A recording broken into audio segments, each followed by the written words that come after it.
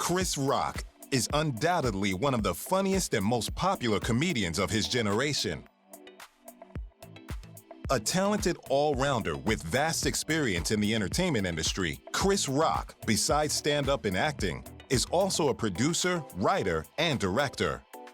What was my best line? I don't know. I never, my jokes are like my children. I have no favorites. From an early age, he projected a great interest and love for comedy. Jumping into the New York club circuit during his adolescence, his drive and persistence established him as a seasoned veteran by his late teens.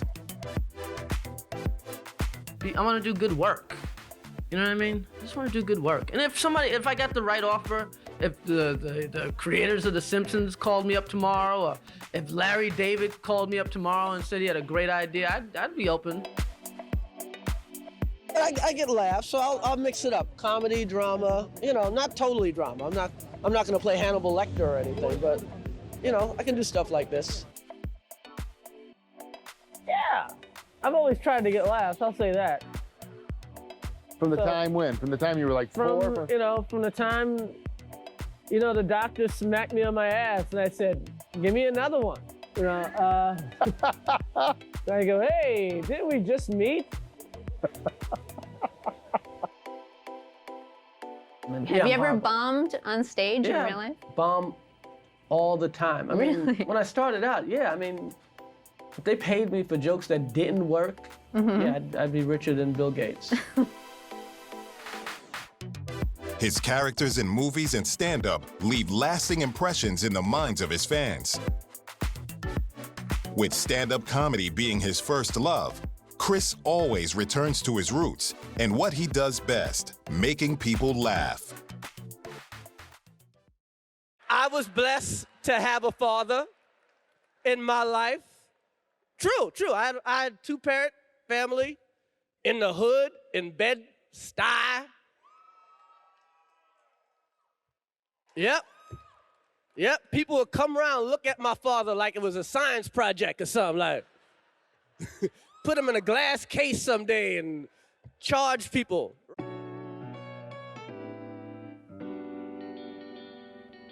Christopher Julius Rock was born in Andrews, South Carolina on February 7, 1965. Shortly after his birth, his parents relocated to the Crown Heights neighborhood of Brooklyn, New York. His mother, Rosalie, was a teacher and social worker, and his father, Julius, was a truck driver and newspaper delivery man. Chris is the oldest of his siblings and has 3 younger brothers who followed in his footsteps in the entertainment industry. He has often spoken about his main influence coming from his paternal grandfather, Alan Rock, who worked as a preacher. In the late 60s, early 70s, Brooklyn's neighborhoods were mostly populated by white families. Chris has spoken about the racial discrimination he faced because of his skin color during his school years. He was regularly beaten up and eventually stopped attending high school for good, but still received a general education diploma. His bitter experience with racism during his school years had a large influence on his career as a comedian. I've always tried to get laughs, I'll say that. From the time when? From the time you were like 4? From the time, the doctor smacked me on my ass and I said, give me another one. I go, hey, didn't we just meet? After dropping out of school, Chris did odd jobs at several fast food joints and cafeterias to make ends meet. He laid the foundations of his stand-up career in 1984 by performing in the nightclubs and comedy clubs of New York City. In 1985, he was in line to buy tickets to an Eddie Murphy stand-up performance at Radio City Music Hall when he saw an ad in the newspaper for an open mic night at the club Catch a Rising Star. He auditioned and scored his first gig. Catch a Rising Star was where many other celebrated comedians had showed off their skills, names such as Eddie Murphy, Adam Sandler, and Jerry Seinfeld. Chris Rock cleaned tables at the Comic Strip Live, the oldest comedy club in New York City. He did this in order to gain some extra on-stage time. The acclaimed comedian and actor, Eddie Murphy, spotted Chris performing at the comic strip, and being impressed by his performance, he offered him the part of Playboy Mansion valet in the 1987 film Beverly Hills Cop 2. This was his debut movie role.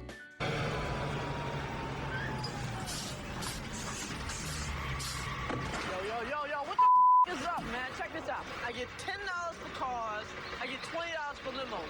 What the hell is this? My truck. Here's $50.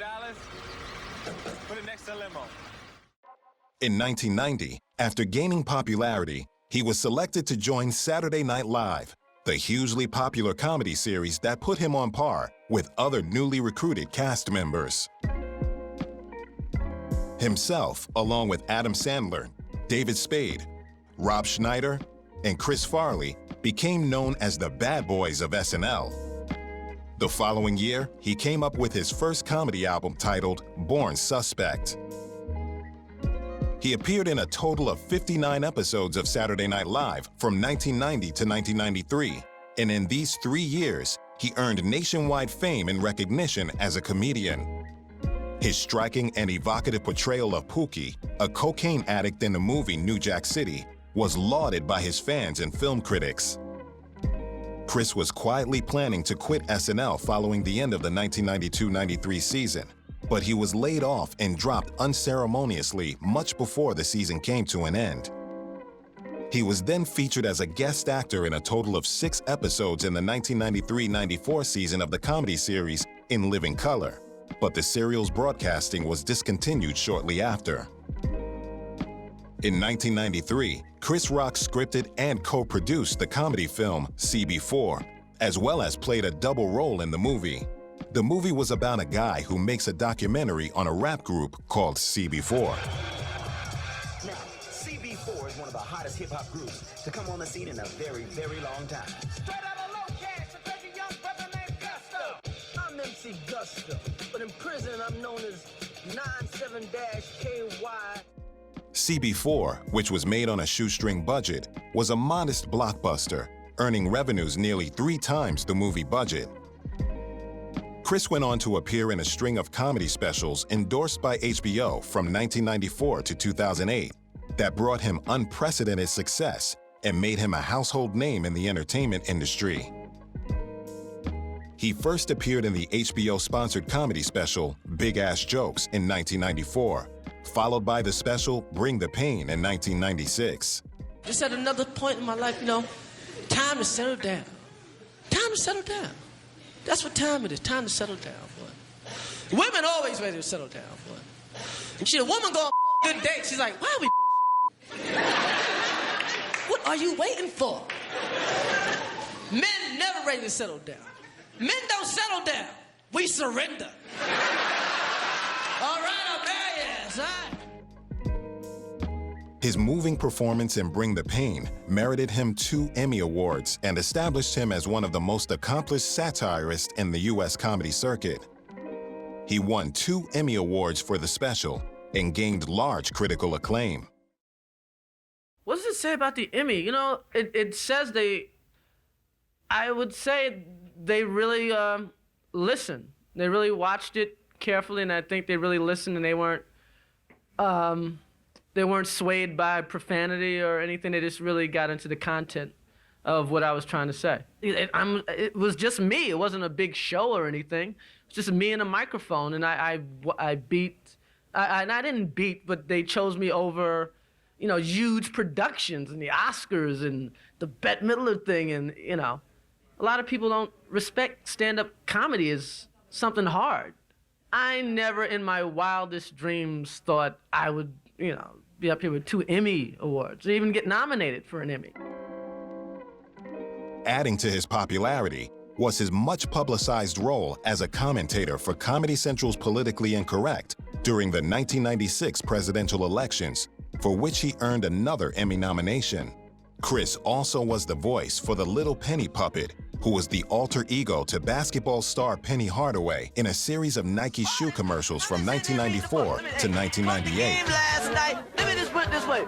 You're the best player in the NBA. I mean, those spin moves and the dunks. Oh, 2 delicious. I had to go outside and do some Tai Chi just to calm myself down. Man, you are having a party. I swear. If you and your sloppy friends messing up my house... Oh, thanks, baby. Meet me by the pool. Hello? Hey, I can't talk now. I'm driving through a tunnel. In 1996, Chris married his longtime girlfriend, Mack Compton. The couple lived together in Alpine, New Jersey. Mack gave birth to his first daughter, Lola Simone, in 2002, and their second daughter, Zara Savannah, was born in 2004. I think I said this before, with the black shows, I was raised in an era to believe if you're black, you have to do things twice as good as the white man in order to succeed. And the shows that are on now, like when Sanford and Son was on, it's way better than every white show that was on at the time. And the Jeffersons and everything. And right now, you know, some brothers are submitting shows that are as good as white people's, and you got to be better. This show's better than Mr. Show. If it was as good, I wouldn't win.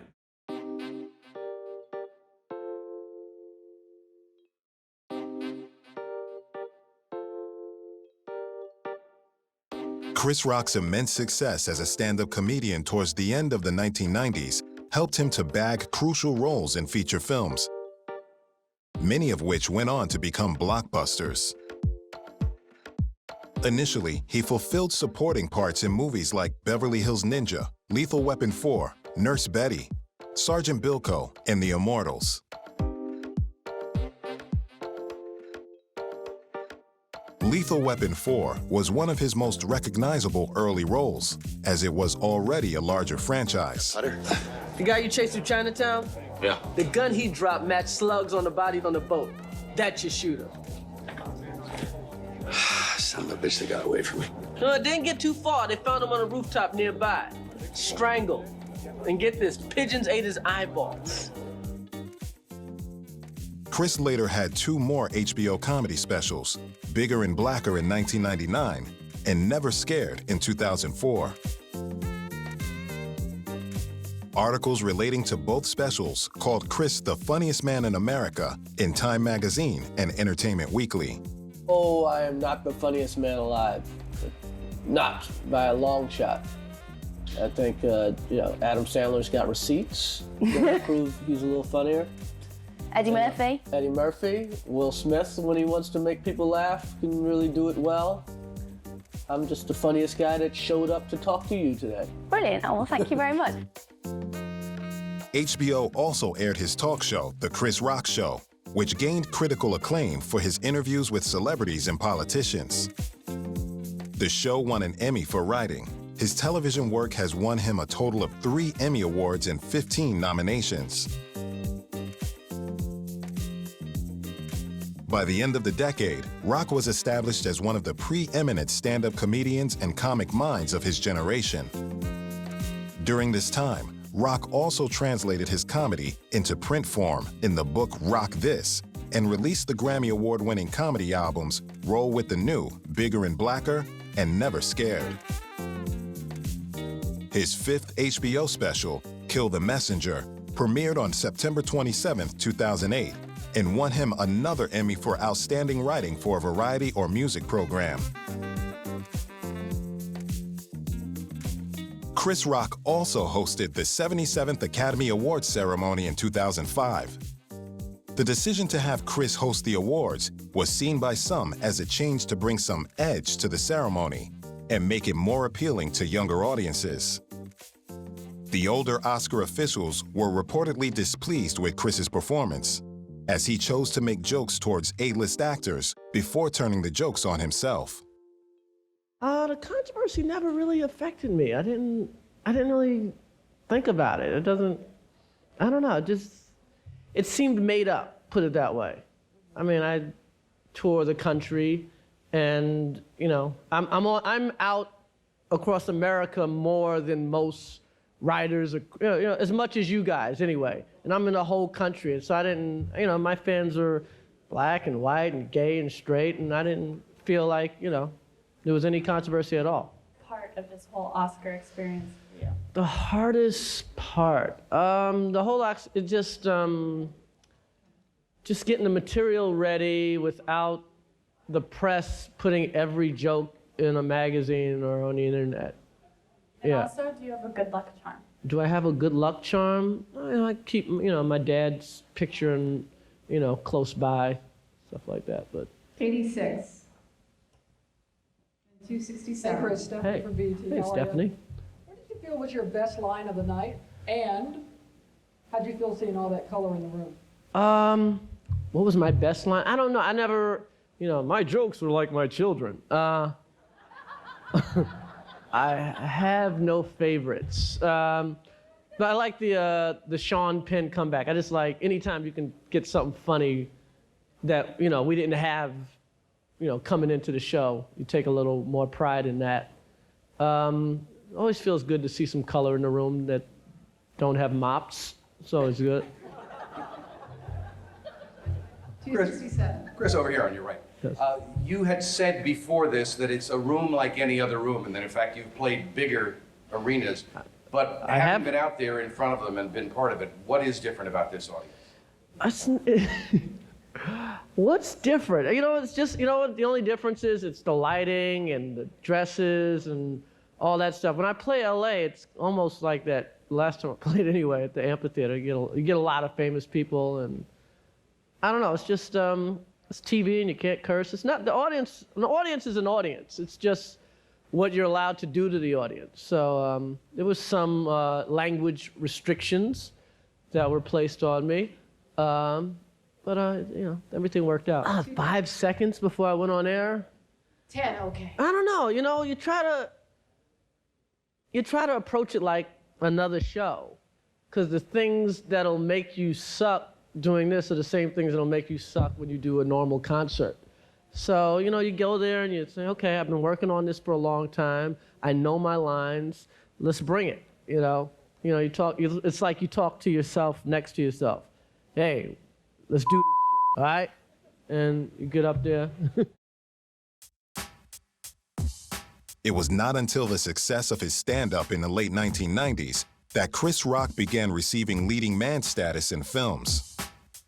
He had made his on-screen debut with supporting roles in previous films, but went on to star in films such as Bad Company in 2002 and The Longest Yard in 2005.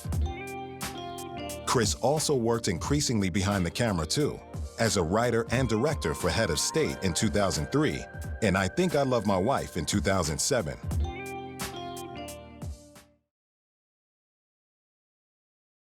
"2005 was a successful year for Chris Rock.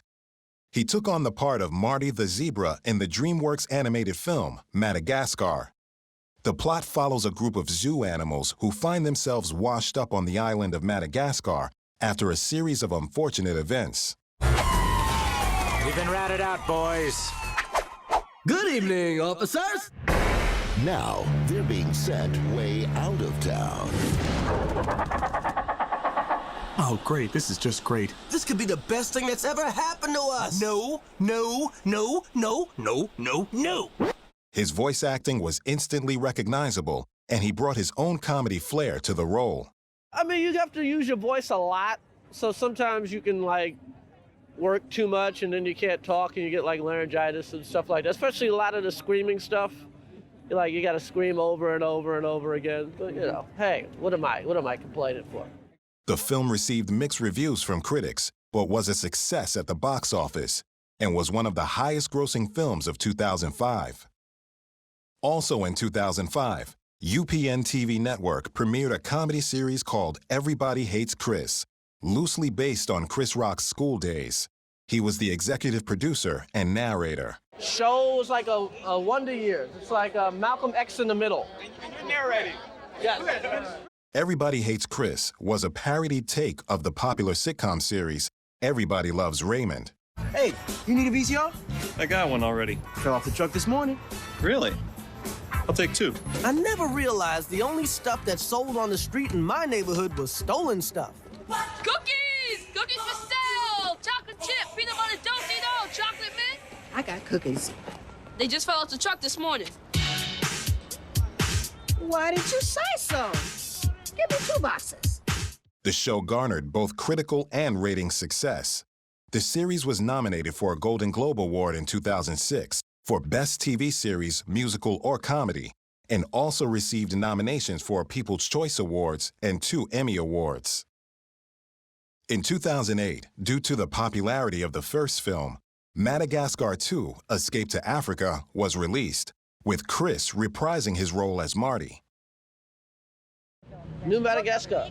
I'm excited. So good. Best Madagascar.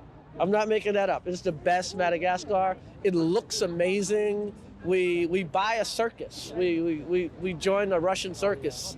When you see it, you're not going to believe how good it looks. It looks like, it's kind of like a David LaChapelle portrait or something. Like, you know what I mean? Like Salvador Dali did it or something. It's amazing. Well, I think we got a better movie this time than the last, and that's saying something. The last one was pretty great, but the cast is all back, and we've got some new people in it, and it's a lot of fun. Great for the whole family. Now, how does the whole team work? Do the actors get more involved in the plot? Well, they do, because, now they know the characters so well, and, I think that, Ben and Chris had some great chemistry going, and they got into the studio together a little bit this time, which is unusual. So they did great work. Do you think it gets bigger, better energy when they're in together? Yeah, sometimes, the right scenes, they can really play off of one another now that they know the characters so well. Me and Ben actually recorded some of it together, which was pretty cool. So, when you get to work with another comedian, it's always good. Yeah, we did that one day, which was really fun because he's so good, and to see him improvise, it was very inspiring and a little bit intimidating because he comes up with a lot of funny lines. His ratio of funny lines that he comes up with is much more than mine. A lot of people said that the second one is better than the first one. It's a lot better than the first one, and it's not like the first one was bad. It's just, I don't know. It's just script's a little tighter, less guesswork. The film mostly continues on from the first installment, following the same characters that audiences love. The franchise was a family favorite. Well, we kind of make these films for ourselves to make us laugh, and we're probably pretty juvenile at heart, and so, but the goal is to, so parents could take their kids to a movie and not be bored and wait for it to be done so they can take their kids home, but everyone could go and enjoy it together. That's always the goal with Madagascar movies. Now, as far as the cast goes, normally they just go to the studio and read their lines, and I hear that they have a bit more involvement this time. Oh, yeah. Yeah. How's that going? Well, that's what's great about working with these guys. They are incredible comedians, actors, improvisers, even filmmakers, directors, and so to collaborate with these guys, which is really what we do when we're in the recording studio with them, is just a great opportunity to make the movie better, and you get Sacha Baron Cohen in a room and he starts improvising in front of the microphone. Ben Stiller and Chris Rock we brought together so that they could play off one another and work off the page and go beyond the page. And so it's just better for the film all the way around. We have the best seats in the house, too, when it comes to these comedians. Yeah. We're sitting in the booth just cracking up most of the time. They're a whole lot of fun, and it's for the kids. Yeah. How about both? It is both, actually, isn't it? Yeah. It's a lot of fun. Yeah, it's a combination. It's fun to do something that you are a part of the whole sort of You're part process, of a winning team here. Yeah.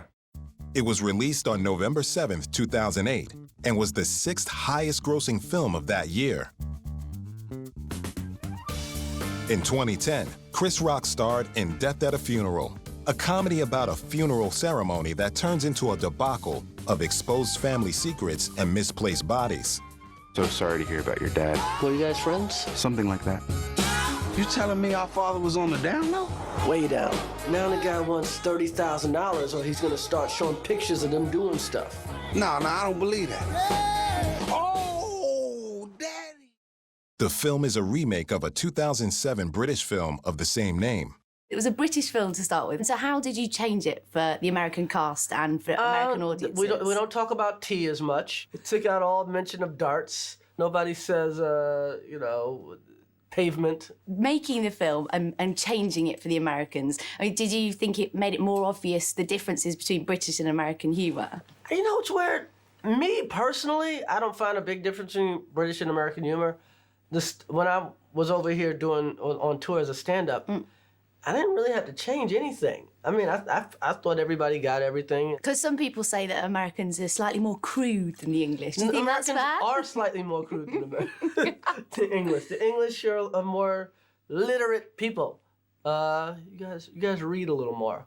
Yeah, and we don't talk about toilet humour in quite the same way, I don't think, maybe. Not quite the same way, no.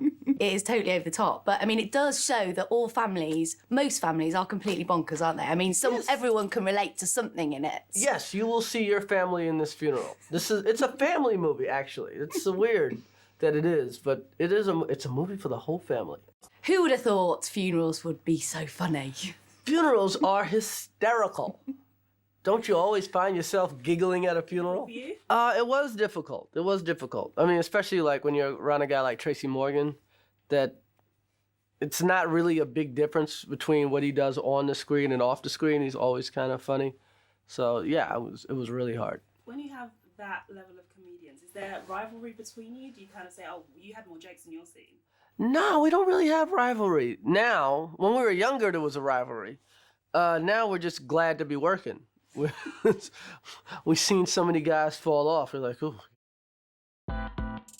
Death at a Funeral received mostly positive reviews on critic sites. 2010 saw an appearance in the film Grown Ups alongside his friend Adam Sandler. Guys, congratulations first of all on the movie. I laughed my head off when I saw it last week. It was brilliant, really good fun. I imagine for you it was a very tough call of whether to be involved in this film, you know, hanging out for the summer, sunshine with your friends. Right. Yeah. What was that call like when Adam calls you and says, come and be a part of this? I thought he was lying. He does that to me. He teases me every 6 months, offers me a movie, and then goes, psych. Hey, you want to be in Click? Nah. What you doing? Nothing. Oh, you're not working, are you? No, not working at all. I felt by saying no to all the other movies he asked me that you had to do this. I felt stupid. Now it's starting to feel weird. Was it good fun to say? Because all your families were there as well, weren't they? With your children. And... Yes, absolutely. We had a great time with everybody's family. All the kids got to know each other pretty good. David, we kept him off meth for 2 months straight. 2 months. And it was fun to see David right back again. It's good. That's fine. I knew you'd. It was kind of a good fun thing because, you know, you keep the trailers together. So it's still work. It's still hard. You have to get up at 5. But it was nice to know people around there to make the days go a little quicker. You always had someone to talk to. Salma was there, these guys are there. If they're working, then... It was like a summer camp for overpaid actors. Sounds good fun to be a part of. And with so many comedians on set, do you have moments when you're kind of trying to outdo each other's jokes so you can be the funniest? Yes. Have competitions? Except Adams, because he'll cut you out. Or take what you said. Or take what you said. Let's do it one more time where I say what Rock just said. Just try one that way. Exactly. Makes more sense to the story. It's like.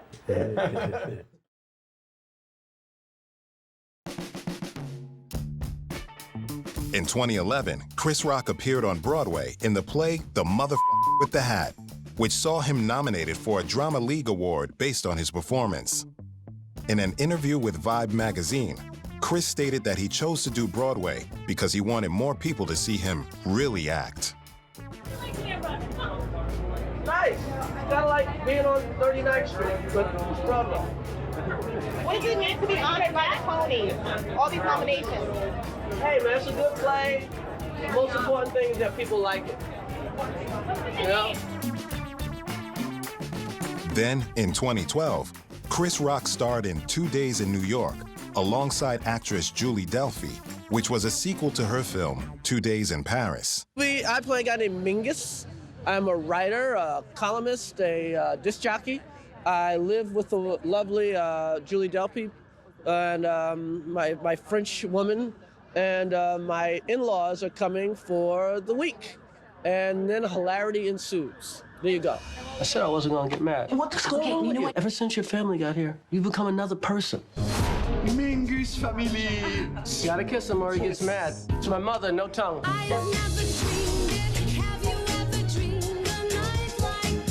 Would your dad ever key a car? Of course not. Well, there's an angry limo driver outside that wants to press charges. Well, Really? The character was better written, you know, even in the movies I write for myself. Like I learned a lot. Like, oh, okay, this the character is a real person, or, you know, a real grown-up, you know, who's been married and divorced and has children, and so it was fun to play a grown-up. It's very funny. I think the film is not like indie in a sense of like hard to get into. I mean, the jokes are very straightforward. You know what I mean? It could be a broader comedy. It just happens to, you know, to be an indie comedy because of this financial setup. But it's actually not not funny. You know what I mean? It's actually, the whole film is comedy from really beginning funny. to end. It's so much funnier than the Avengers. It's funnier than Battleship.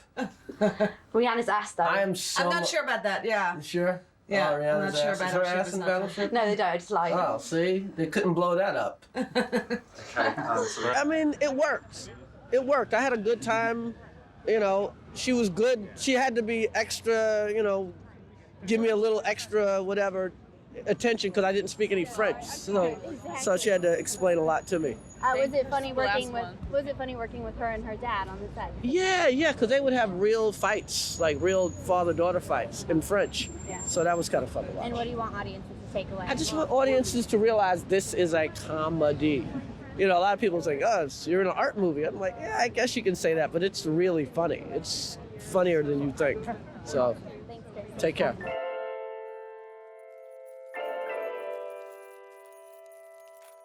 In this year, he also starred in the third film in the Madagascar franchise, Madagascar 3, Europe's Most Wanted. I think Alex has sort of been trying to figure out through all the movies, and he, again, gets in this situation with Gia where he's kind of saying he's something that he isn't or someone that he isn't.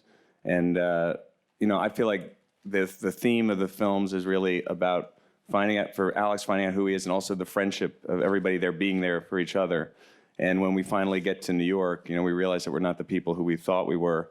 And then we get trapped in the zoo again. And there's something, I guess, in the story about how we're always there for each other. And that, to me, is kind of what the thing that Alex gets, is that, his friends are there for him, he's there for his friends.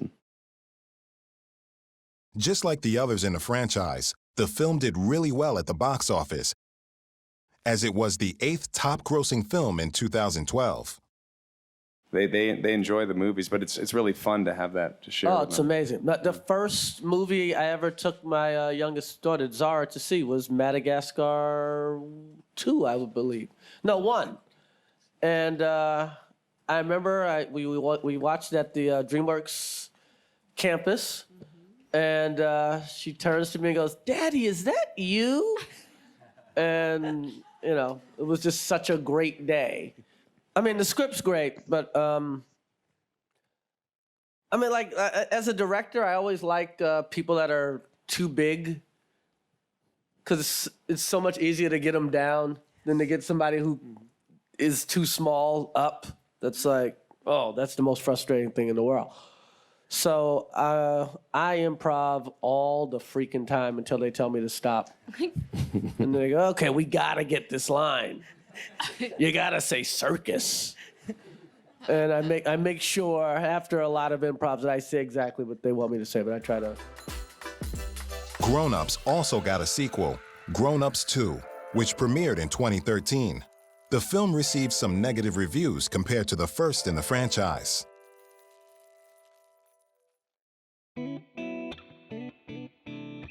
In 2014, Chris filed for divorce from his wife, Malak Compton Rock. Chris admitted to infidelity in the marriage, as well as addiction issues.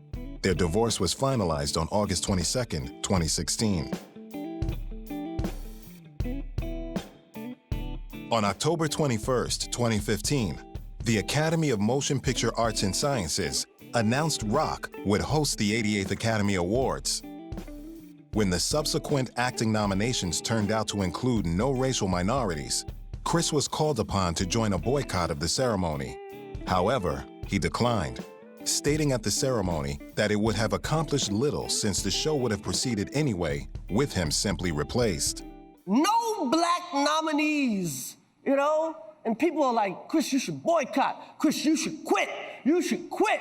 How come there's only unemployed people that tell you to quit something, huh?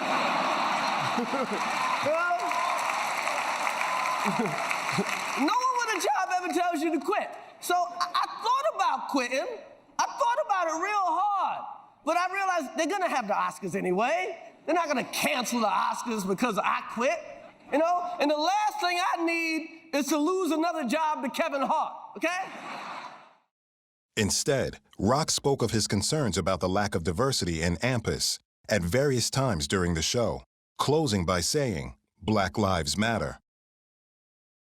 I don't know. I mean, Chris got his message across. It was all good. Everybody understood what he was saying and how he was saying it, and it was fun. And what more do you want the Academy and the industry to do about diversity? I don't think the Academy can do anymore. Let's see what everybody's talking about in a month and a half, see if it's still in the zeitgeist. And then we'll know if we have something there. If nobody's talking about it in a month, I'll see you here next year talking the same stuff. It's more about the industry making a stand than the Academy. It's got to come from the bottom, hasn't it? Well, it has to come from the people who cast. And it's not just casting black actors, it's Asian actors and Hispanic actors. It's it's not just one thing. It's a change has to happen, and, it either will or it won't. We'll see. So much, thank you. Generally, his discussions about diversity, do you think it went down well in the hall? It's very complex. In the middle of a ceremony that is a celebration, that is not a meeting, that is not to do what he has done. He didn't have an easy year. He has been spicy in some moments. He's been kicking around. Some people may be hurt by what he said. He put the finger in the wound. Eventually, he made us laugh. Eventually, sometimes everybody was like, "Oh my God, is he going too far?" But in the overall, I think he solved very well the situation. It was not easy. Yeah. Thank you. Enjoy your evening. Thank you.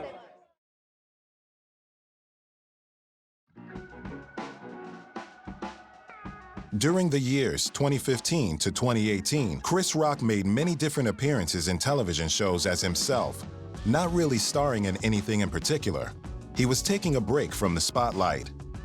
On October 30th, 2016, Netflix announced they would be releasing 2 new stand-up comedy specials from Chris Rock.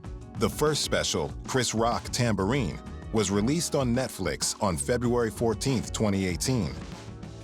The specials marked the comedian's first concert specials released in 10 years.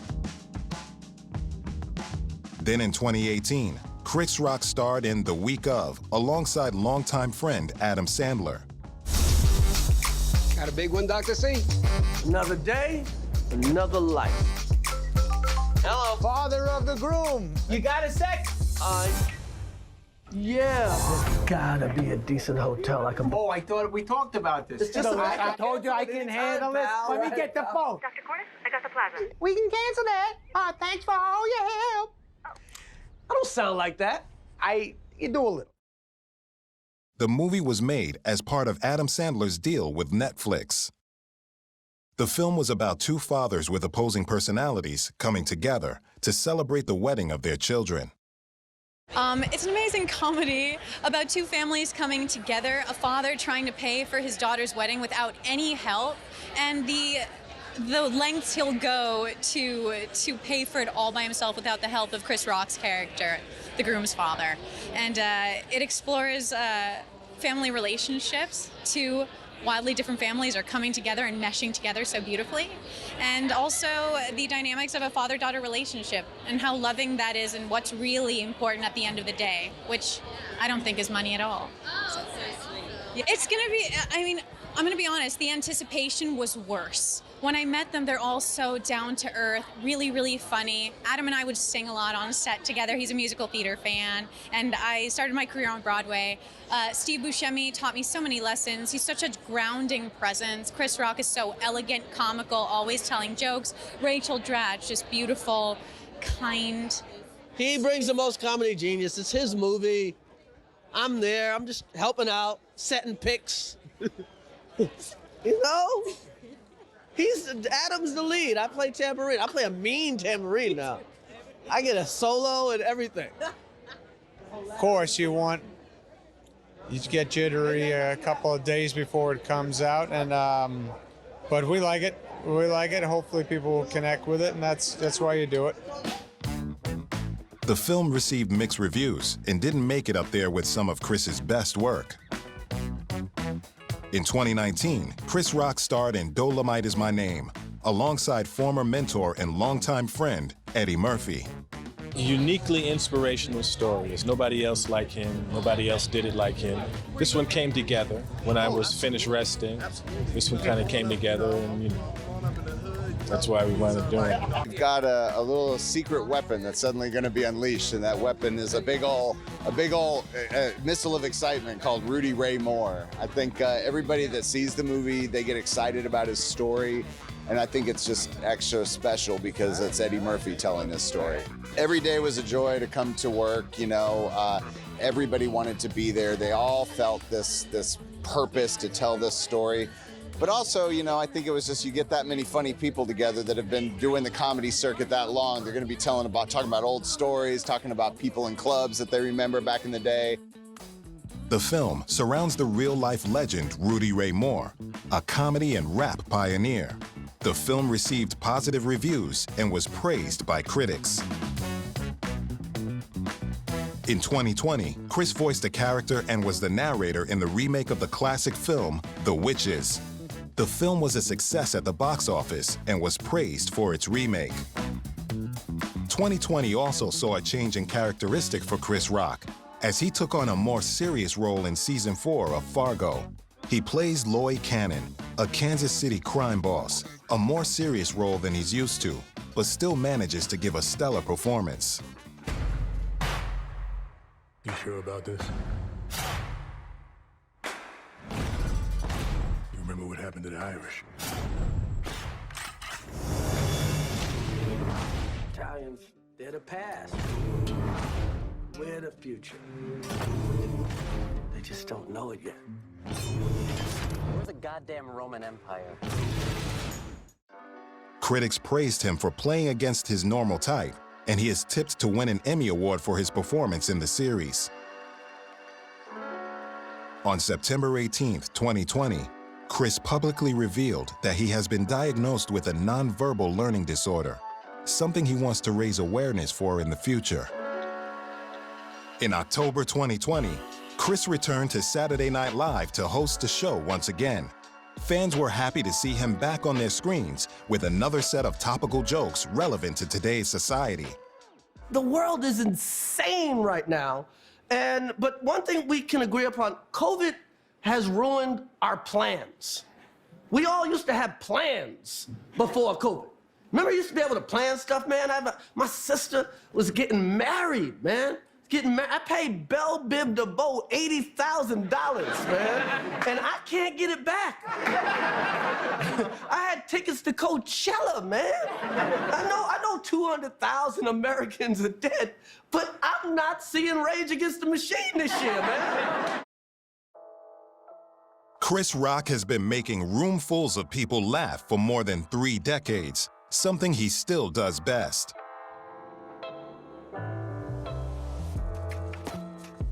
One of the most hard-working entertainers today, his stand-up routines never disappoint and have kept his fans interested in his career and life for many years, and will continue to do so for many years to come.